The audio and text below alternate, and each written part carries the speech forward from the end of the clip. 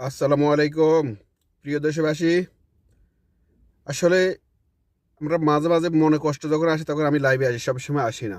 আমার কোনো একটা পেশা না যে সবসময় আসতে হবে, কারণ আমি একজন গ্রাফিক্স ডিজাইনার, কোম্পানিতে জব করি।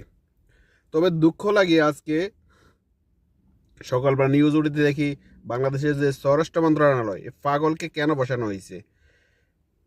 সেম হাসিনার স্টাইলে, বাংলাদেশের শেখ হাসিনার স্টাইলে এখনো রাজনীতি চলতেছে। আগে শেখ হাসিনার আমলে যদি কোনো কোথাও সন্ন্যাসী হতো বা মানে কেউ ক্রাইম করতো, কোনো কিছু হয়তো, যার চাঁদা তুলতো, মারামারি হয়তো, ওটা বলতো কারে, শিবির দোষারোপ, বিএনপি জামাত দোষারোপ। তো যা হলে এখন সেম ক্যাটেগরিতে এরও ডক্টর ইউনূসের যারা এখনকার আছে, অনুসারীরা আছে, সমন্বয়ক বলয়, উপদেষ্টা বলয়, ওরা এখন কি করতেছে, কিছু হইলে আওয়ামী লীগের দোষ দিচ্ছে। তো তার বাইরে সেমই তো হয়ে গেল। আগে তো ভালো ছিল, আগে তো দেশের আইন শৃঙ্খলা অনেক ভালো ছিল, বর্তমান তো অনেক খারাপ।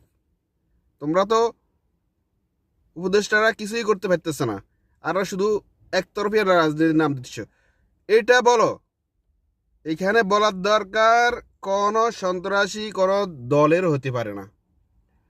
যে সন্ত্রাসী করবে, যে চাঁদাবাজি করবে, যে লুটতরাজ করবে, যে মানুষের নারী দর্শন করবে, সে কোনো দলের না।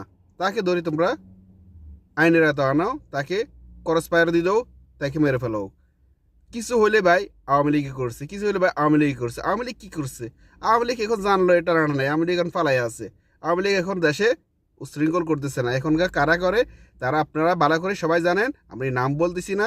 আপনারা দেখেন, কোনো দল মত নির্বিশেষে সন্ত্রাসী কোনো দলের নয়, তাহলে আপনারা ওইভাবে কাজ করেন। তো আজকে এই পর্যন্ত কথা বললাম, বেশি বলবো না। ভালো থাকেন, আল্লাহ হাফেজ, বাই।